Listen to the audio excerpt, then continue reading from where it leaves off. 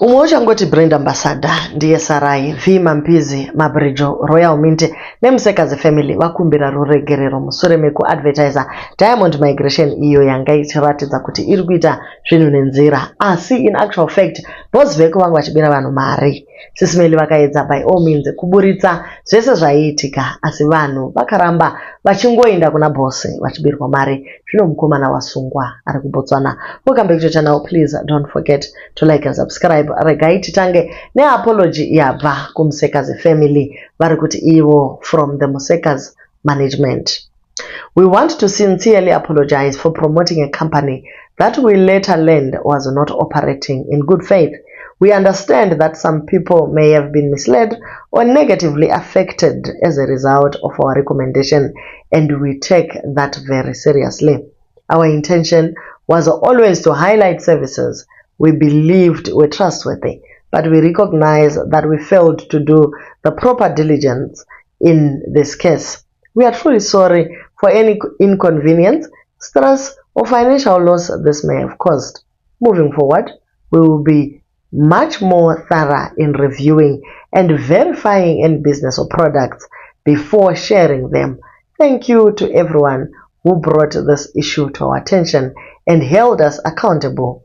Your trust matters. So ndo nyaya iri kubva kuna Musekazi musakangamwe. Soon after Nyati family yatoreswa allegedly mapassport naboss veko, muri iyi ndo yakatanga kumanya neDiamond Migration. Mabridjo aripo ipapo achitoti munhu wese kuDiamond, asi zvazobuda pachena kuti aiwa hazvina kubuda mushe. Vamwe vari kuti apology yenyu Musekazi haina kukwana zvachose kana musina kumenshena zita recompany. Vamwe havasi kutoziva kuti what apology are you offering, what exactly are you talking about. Vakangotaura kuti vari kuapologize but havana kuburitsa pachena kuti company yacho inonzi chii. So many people are still speculating. Isu tisitazotaura zvedu kuti Diamond hazvibatsiri kusataura company yacho because people are still dealing with them vachinyora co-management. What kind of management is this? Your apology is useless unless you mention the name of the company. How will people avoid that certain company if they don't know the name of it? It would be appreciated if you name and shame the company. Otherwise, respectfully, your statement is meaningless without names. Mwashoma. So you are supposed to mention the company just as you were doing an advert, and people will be aware and not assume as you deal with many companies. Hatisi kunzwisisa kuti muri kureva Nyaradzo here, muri kureva Great Hope here kana kuti muri kutaura dzipi. Please be specific ndokuti vanhu va accept apology yenyu. Ukuwo Mabridjo anyorawo apology statement as well. Regai tinzokuti iyewo ari kuti chii. Musikana was dragged. Nana Sisimeli vakamuti uya ujoine malive explain your position nekuti iwewe ndiwe wanga uri shamwari yaboss veko muchimanya mese makaenda kwao Mpumalanga kunoona Nyati family vakabva vatanga kushandidzana vachizotoresana mapassport and this and that. And Mabridjo, since you were there throughout, unoratidza kuti unoziva kunogara boss veko, unoziva zvakare mashandiro avanoita, and it seems as if there is a personal relationship going on nekuti makazoonekwa zvakare muri kuDurban mose. So pamwe chete nekuti wakazointroducwa kuna Metiko ndosaka vanhu vakati Mabridjo joina. Mabridjo akazvirambisisa akati iye haasi kunzwisisa uye kuti ari kupinda papi since iye she only advertised. Hana ruzivo rwekuziva kuti boss ari kupi nezvimwe zvakadaro. So Mabridjo azodecida kukumbira regerero ati iye, to my valued audience, followers and community, I'm writing to issue a public and sincere apologies for my recent promotion of the company called Migration. It has come to my attention that this company is operating a fraudulent scheme, and I deeply regret any association I had with them. I take full responsibility for my actions. Before promoting that company, I failed to conduct adequate research and due diligence to verify their legitimacy. My oversight has caused harm and a significant breach of the trust you place in me, and for that I'm truly sorry. I understand that some of you may have invested time or money based on my recommendations, and I'm profoundly sorry for any financial or emotional distress this has caused. The intention was never to mislead anyone, but good intentions do not excuse a poor judgment.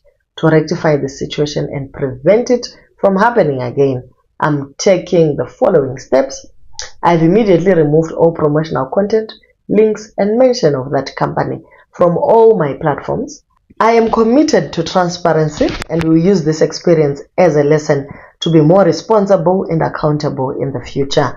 I value our relationship and the community we have built.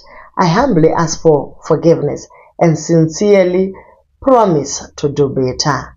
Mabrijo. So ndo kunyora kwaita Mabrijo. Aiwa chirungu chasvisvinwa naika. So at iye ndokumbirawo Ruregerero. Kumashure uko sisimeli vaiti vakadana musangano.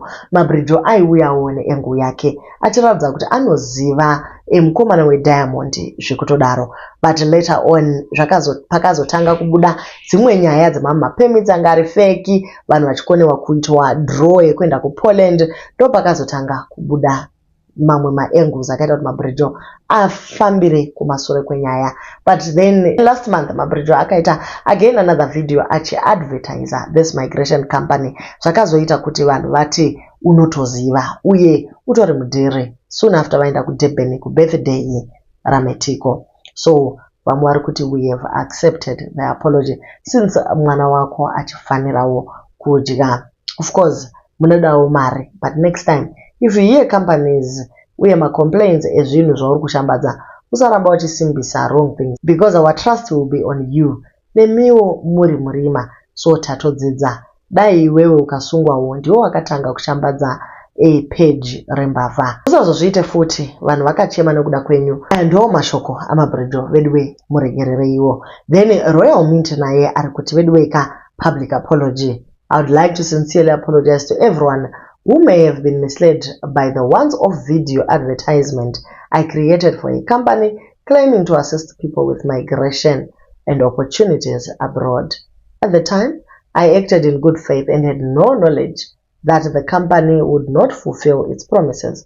I now understand that many people were negatively affected, and for that I am truly sorry. I take full responsibility for not conducting proper background checks before associating my name and platform with their services. Your trust means everything to me, and I deeply regret that this situation has compromised that trust in any way. Please know that I do not support or stand by any fraudulent or dishonest practices. Moving forward, I will be more thorough and cautious with my partnerships to ensure that I only promote legitimate, credible, and trustworthy organizations. Thank you to everyone who brought this to my attention, and to those who continue to support me. I remain committed to maintaining integrity and transparency in all my work. So ndo matauriro aita Royal Mint. Nasi wauya wakapfeka sketi kuzokumbira Ruregerero. Guys, inzwaiwo muchiwana kuregerera musikana.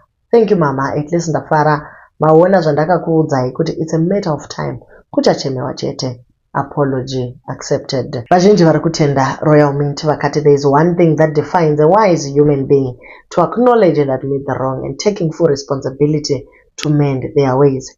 That's the best thing of being a real human. So aiwa vanhu va accept apology idzi vakati mukomana ngaagare zvake mukati kusvikira mamiliyoni namakununu maodza moyo emari dzaakadya dzevanhu adzosewa zvachose. Izvi zvakakanganisa chero vhii chaiye Mampizi anga ari kuBotswana uko achimanyawo neDiamond Migration, but Matswana akati aiwa this time mafambira matambira kunonyudza. Mukomana akaisa status akati vanhu vekuBotswana ndiri kuuya ikokoko ndichakubail out muri kuspreadegwa news dzisiko nasisimeli, but akazoti asvika pakazobuda news nemapicture achiratidza kuti mukomana atova mukati. Anyway, tangomirira apology kubva kuNyati family since varivo vakatanga nemukomana.